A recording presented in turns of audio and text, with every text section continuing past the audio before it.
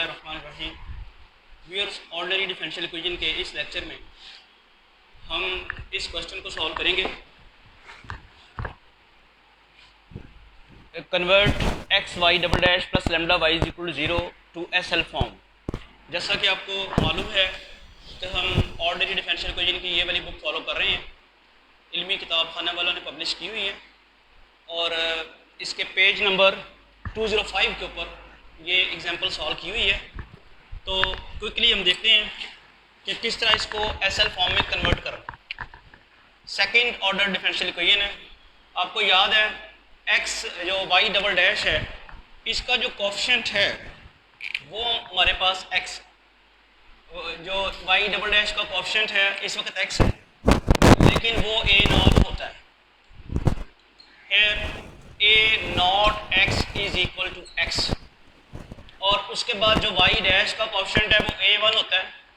Y dash चूँकि है नहीं है यहाँ पे, तो a1x 0 होगा, और उसके बाद y का कोफिशिएंट जो होता है वो a2 होता है। सिंपल y भी मौजूद नहीं है, a2x भी हमारे पास 0 है। और फाइनली लैम्डा और y का जो कोफिशिएंट है वो a3x होता है और वो 1 है। ये सारी चीज़ें हमें पता चल गई हैं। रिपीट कर दूँ, y डबल डैश का कोफिशिएंट a0, वाई डैश का कोफिशिएंट है नहीं है, वो 0 हो जाएगा a1। इसी तरह सिंपल वाई का कोफिशिएंट जो है वो भी यहाँ पे मौजूद नहीं है, a2 0 हो जाएगा, और वाई लैम्डा वाई का जो कोफिशिएंट है वो a3 होता है, वो 1 है। और रिक्वायर्ड एसएल फॉर्म इज, पिछले लेक्चर में मैंने बताया था डी और D X, P of X D Y by D X plus Q of X Y plus lambda R of X Y is equal to 0। ये हमारे पास रिक्वायर्ड एसएल फॉर्म है। अब इसमें पी ऑफ एक्स आपको याद होगा कैसे मालूम करना होता है। पी ऑफ एक्स होता है ई रेज़्ड टू पावर इंटीग्रल, ये हमने फार्मूला कल ड्राइव किया था, a1x ओवर a0x dx। तो a1x चूँकि 0 है तो ई रेज़ पर 0 हो जाएगा, तो वो आ जाएगा 1। इसके बाद जो q ऑफ x है वो भी अगर आपको याद हो तो वो किसके बराबर था, p of x a2x over a0x। a2x चूँकि 0 है तो ये q ऑफ x भी 0 हो जाएगा। और फिर आप आते हैं r ऑफ x के बराबर। r ऑफ x किसके इक्वल है, p of x a3x over a0x। p of x आपके पास जो है वो आपने अभी क्या निकाला है 1, और a3x आपके पास 1, a0x आपके पास क्या है x, तो ये आ जाएगा 1 ओवर x। अब ये सारी की सारी जो वैल्यूज आपने फाइंड की हैं इनको आप इस इक्वेशन में पुट कर लें। तो putting these values of p of x, q of x, r of x in 1, equation 1 में जब पुट करते हैं तो d और dx 1 dy by dx, p of x की मैंने वैल्यू पुट कर दी है, q of x 0 है, plus lambda R of X किसके इक्वल आया है 1 ओवर एक्स के, into Y is equal to 0। तो हमारी रिक्वायर्ड एसएल फॉर्म में जो इक्वेशन आई है D square Y by D X square plus lambda over X Y is equal to 0। This is our required SL form of the given OD. देखिए जी, इससे एक चीज़ और कंक्लूड होती है। आप अगर ये second order ordinary differential equation देखें जिसको आपने एसएल इक्वेशन में कन्वर्ट किया है, इसमें हमारे पास एक ये चीज़ कंक्लूड हम कर सकते हैं कि अगर वाई डैश ना हो और वाई भी ना हो तो फिर इसकी फॉर्म जो है इस किस्म की आती है। अब गौर करें हुआ क्या है, वाई डबल डैश का जो कोफिशिएंट है उससे आपने सिर्फ डिवाइड कर दिया तो डायरेक्ट एसएल फॉर्म आ गई। यानी आप ये लिख सकते हैं कि अगर आपके पास ये वाली फॉर्म है, ये इसको मैं कोई फिर फंक्शन कह देता हूँ F of X, P of X, Q of X, R of X मैं इसलिए नहीं कह रहा चूँकि P of X, Q of X, R of X जो हैं वो बेसिकली उस एस एल फॉर्म में जब आप कन्वर्ट करते हैं उसके लिए होते हैं। तो ये ओरिजिनल जो ऑर्डिनरी डिफरेंशियल इक्वेशन है उसमें मैंने ये सपोज कर लिया है कि ये आपके पास, या आप ये ले लें कि अगर आप इस फॉर्म की हो जो हम लेते होते हैं a naught x Y double dash plus lambda Y is equal to 0 हो, for ODE SL form is, फिर क्या बन जाएगी y double dash plus lambda over a naught x Y is equal to 0। ये इसकी डायरेक्ट SL फॉर्म आप निकाल सकते हैं। मैं रिपीट कर दूं कि अगर आपके पास वाई डबल डैश का कोएफिशिएंट सिर्फ है और आपके पास वाई डैश भी नहीं है, आपके पास यहाँ पे वाई सिंपल जो है लैम्डा के बगैर जो था वाई वो नहीं है, तो फिर सिर्फ इतना होना है कि वाई डबल डैश का जो कोएफिशिएंट उससे डिवाइड करा दें, वो जो फॉर्म आएगी वो क्या होगी SL फॉर्म। ये क्वेश्चन जो है ये आपको MCQs में काम आ सकता है ना, कि जी MCQs में छोटा सा प्रॉब्लम वो दे दे और कि जी इसकी SL फॉर्म में कन्वर्जन करें, तो आप बड़ी आसानी से कर सकते हैं। मिसाल के तौर पे वो MCQs ये देता है the SL form of 3y double dash plus lambda y is equal to 0। आगे कुछ आपको ऑप्शन देता है A B C D और आप क्विकली फॉलो कर सकते हैं कि इसमें कौन सी ऑप्शन है, कौन सी ऑप्शन हो सकती है। चलिए मैं उसको B में पुट कर देता हूँ, y double dash plus lambda over 3y is equal to 0। क्योंकि आप देख रहे हैं कि ये वही फॉर्म है जिसमें y डैश और y नहीं है, तो आप देखें इसको फॉलो करते हुए कितने MCQs बनाए जा सकते हैं। अगर एग्जामिनर थोड़ा सा तरद्दुद करे और रेपिटेशन को अवॉइड करे तो कोई 100-150 तो आप बैठ के बना सकते हैं। कैसे बना सकते हैं, एक तो ये MCQ हो गया। इसी तरह मैं इस 3 की बजाय कर देता हूँ x², तो फिर इसका आंसर क्या होगा लैम्डा ओवर x²। तो यही करना ना उसने, जहाँ वो तब्दील करता रहे और आपसे SL फॉर्म पूछता रहे।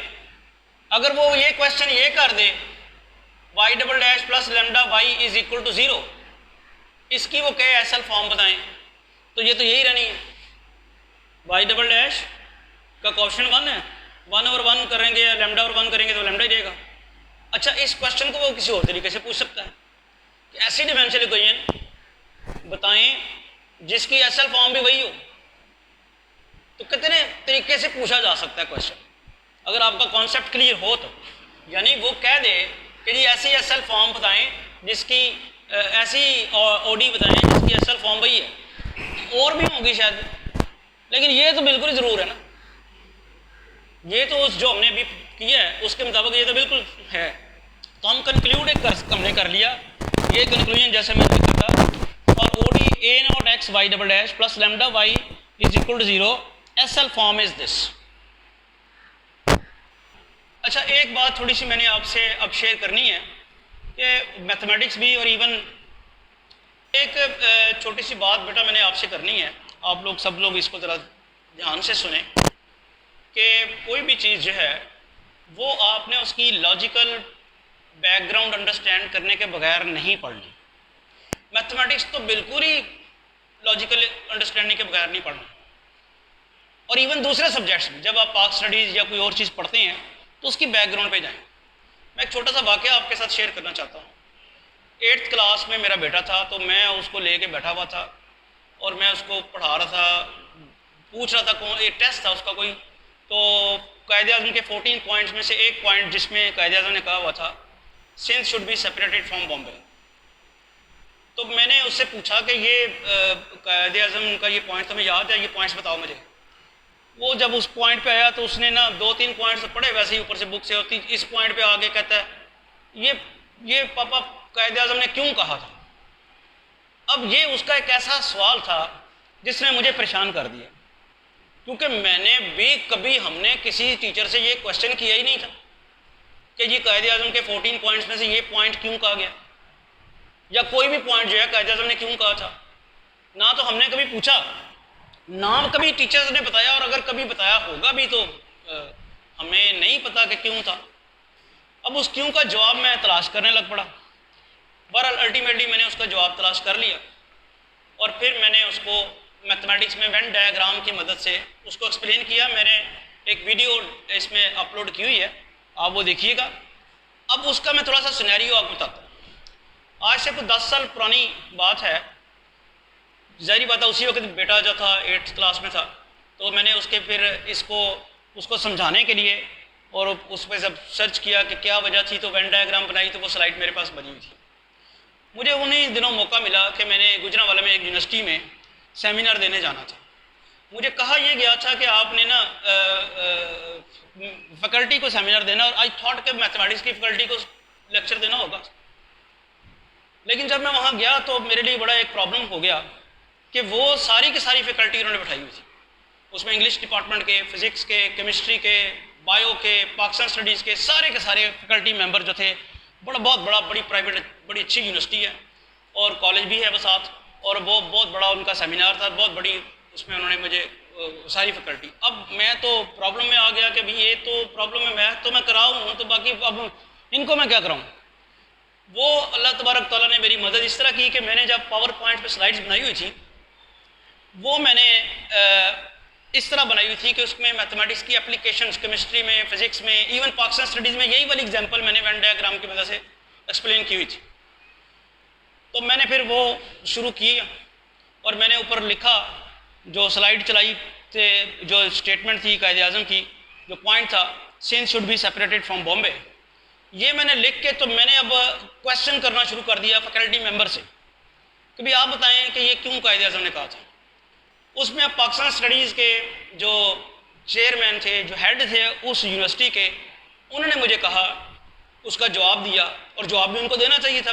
उन्होंने जवाब दिया कि ये ना एडमिनिस्ट्रेटिव प्रॉब्लम था, क्योंकि एडमिनिस्ट्रेटिवली सिंध और बम्बे कंबाइंड जो था वो कंट्रोल नहीं था, वो कंट्रोल नहीं था।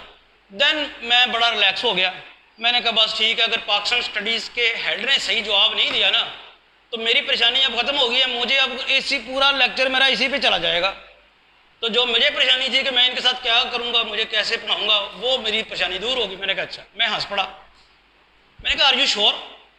वो अब पक्का हो गया। अब वहाँ पे ख़वातीन भी बैठी हुई थी, तो ख़वातीन की मौजूदगी में जो मर्द हजरात होते हैं उनकी प्रेस्टीज बड़ी जल्दी हर्ट हो जाती है। अब वो वापस नहीं आ रहे थे। मैंने कहा आप सोच रहे हैं यही था, यही वजह थी? कहते हाँ जी बिल्कुल यही वजह थी, एडमिनिस्ट्रेटिव प्रॉब्लम था, क्योंकि कंट्रोल नहीं हो रहा था प्रोविंस, इसलिए। अच्छा, अब उन्होंने अपनी सेकंड ओपिनियन नहीं दी और वही रखा। मैंने फिर बाकियों से भी पूछा, बाकियों ने किसी ने कोई जवाब नहीं दिया क्योंकि इंटरेस्टेड नहीं थे। और पॉलिटिकल साइंस या पाकिस्तान स्टडी के एचओडी ने ये कह दिया था, तो उस वजह से फिर आप बाकी किसी ने कुछ नहीं कहा।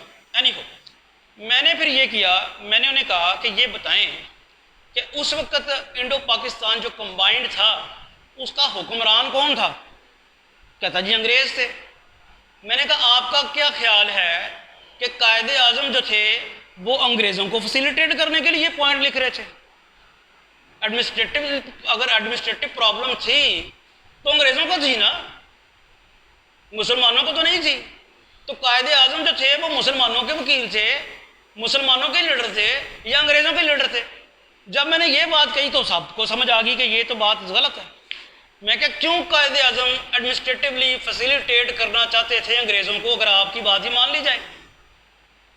तो उन्होंने कहा जी नहीं वो अब वो और उसके ऊपर ना रिजिड हो गए, जैसे कोई बच्चा बात गलत कर दे और उसके ऊपर फिर पक्का हो जाए। तो वो नहीं जी नहीं, यही बात थी, आप मैथमेटिक्स के हैं, आपको क्या पता? मैं कहना यही तो मसला है, मैं तो मैथमेटिक्स का हूँ, मुझे नहीं पता। मुझे तो मसला ये है कि आपको नहीं पता। फिर अब उसको मैंने ना एक्सप्लेन ये किया हुआ है, थोड़ा सा आपको भी जल्दी से कर देता हूँ कि प्रॉब्लम एक्चुअल क्या थी। प्रॉब्लम ये थी, ये वैसे मेरा लेक्चर वहाँ पे अपलोड मैंने किया हुआ, देख लीजिएगा। प्रॉब्लम ये थी कि ये है बॉम्बे और ये है सिंध।